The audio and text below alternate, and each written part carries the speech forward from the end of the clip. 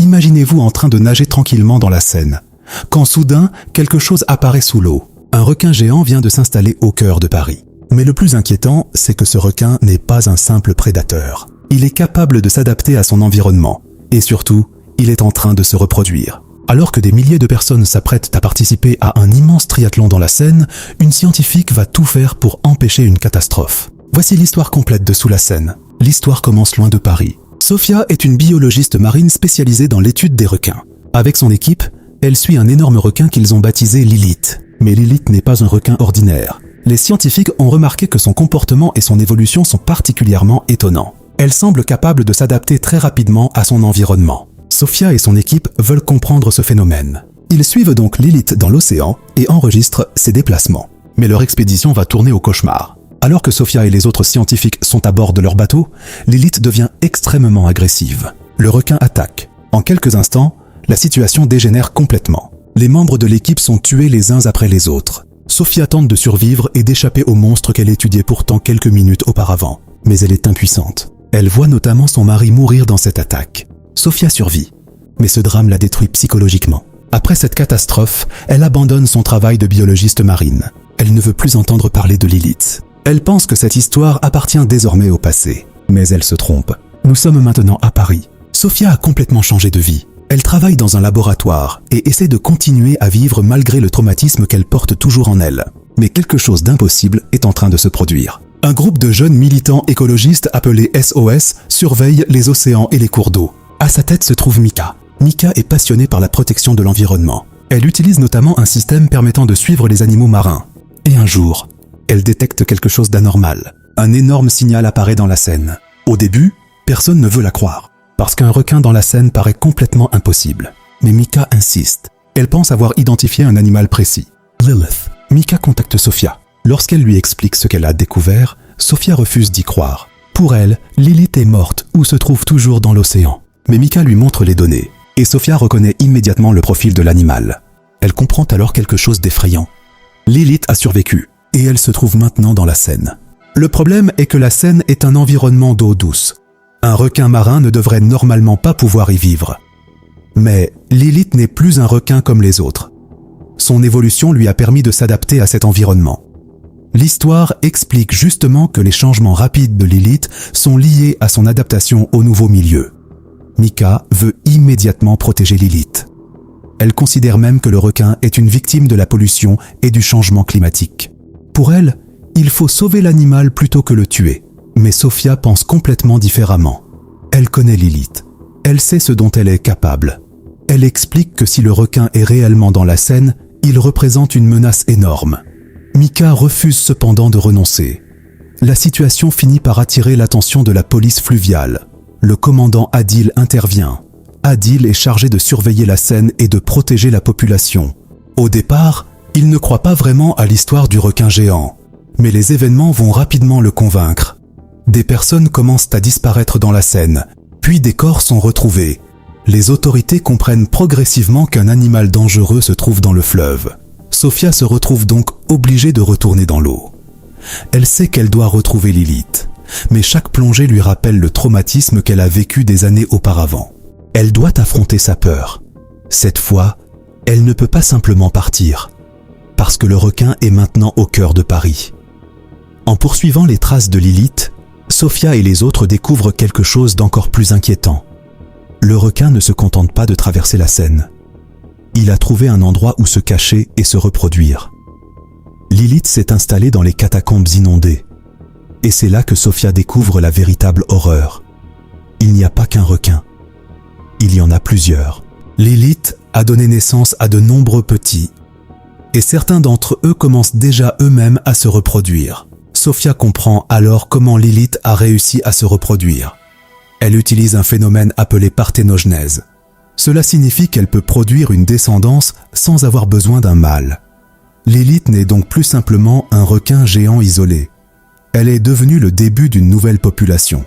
Et cette population est déjà en train de se développer dans les eaux de Paris. Sophia comprend immédiatement les conséquences. Si personne ne fait rien, les requins vont continuer à se multiplier. Et Paris pourrait devenir leur nouveau territoire. Mais Mika ne veut toujours pas accepter l'idée de tuer Lilith. Pour elle, le véritable problème vient des humains, la pollution, le changement climatique, la destruction des océans. Elle considère que Lilith est justement la conséquence de tout cela. Elle décide donc d'organiser une action pour empêcher les autorités de tuer le requin. Mais cette décision va avoir des conséquences dramatiques. Mika et ses amis s'installent auprès du territoire de Lilith. Et ils se retrouvent beaucoup trop proches du nid. Les requins attaquent. La situation devient incontrôlable. Plusieurs personnes sont tuées. Mika et son compagnon Ben sont également victimes de l'attaque. Sophia comprend alors qu'elle avait raison depuis le début. Lilith n'est pas simplement un animal perdu, elle est devenue une menace. Et si elle continue à se reproduire, la situation sera impossible à contrôler. Pendant ce temps, Paris se prépare pour un événement gigantesque. Un championnat du monde de triathlon doit avoir lieu dans la Seine. Des milliers de personnes sont attendues. Et le problème est évident. Les autorités savent qu'il y a des requins dans la Seine. Sophia veut annuler l'événement. Adil est également inquiet. Mais la maire de Paris refuse de stopper le triathlon. Pourquoi ?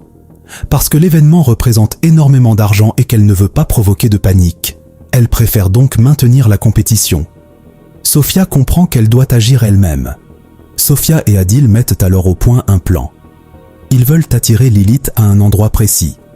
Pour cela, ils utilisent notamment une lumière infrarouge afin d'attirer les requins. Puis, ils préparent des explosifs. L'objectif est simple, attirer Lilith et détruire le réseau où elle se cache. Mais le plan est extrêmement dangereux, parce que les nageurs vont être dans l'eau au même moment. Et si Lilith apparaît, des centaines de personnes seront directement exposées. Le triathlon commence. Les participants entrent dans la Seine. Sophia est terrifiée. Elle sait exactement ce qui se trouve sous leurs pieds. Au début, Lilith ne se montre pas. Tout le monde pense presque que le plan fonctionne. Puis soudain, le requin apparaît. Et il fonce vers les nageurs. Les nageurs paniquent. Certains essaient de sortir immédiatement de l'eau. D'autres se retrouvent coincés. Lilith attaque les participants les uns après les autres. La scène se transforme en véritable cauchemar. Les spectateurs tentent également d'aider les personnes dans l'eau. Mais en essayant de les sortir, ils tombent eux-mêmes dans le fleuve. Le nombre de victimes augmente. Sophia comprend qu'il faut absolument déclencher les explosifs. Le plan est lancé. Les explosifs détruisent une partie des catacombes. Sophia et Adil sont projetés par l'explosion. Pendant quelques secondes, ils pensent peut-être avoir réussi. Mais Lilith est toujours vivante. Elle sort des décombres et elle attaque à nouveau. Plusieurs policiers sont tués. Sophia et Adil réussissent à survivre. Mais la situation est désormais totalement hors de contrôle. L'armée intervient. Les militaires commencent à tirer dans la Seine. Mais personne ne pense à un détail extrêmement important. Depuis des années, des obus datant de la Seconde Guerre mondiale se trouvent encore dans le fleuve. Et les explosions provoquées par les tirs déclenchent une réaction en chaîne. Les anciens explosifs commencent à exploser. Les ponts sont détruits. Les infrastructures sont endommagées. Et surtout, l'eau commence à envahir Paris. Les explosions provoquent des dégâts considérables dans les installations qui contrôlent l'eau. Une énorme quantité d'eau se déverse. Les rues commencent à être inondées. Les personnes tentent de fuir. Paris est plongé dans le chaos. Mais le pire n'est pas terminé. Parce que les requins profitent de cette situation, ils peuvent maintenant se déplacer beaucoup plus facilement. Sophia est emportée par les eaux. Elle disparaît pendant un moment. Mais elle réussit à remonter à la surface. Elle retrouve Adil, qui est gravement affaibli. Sophia le tire hors de l'eau. Tous les deux réussissent à atteindre un endroit suffisamment élevé pour être en sécurité.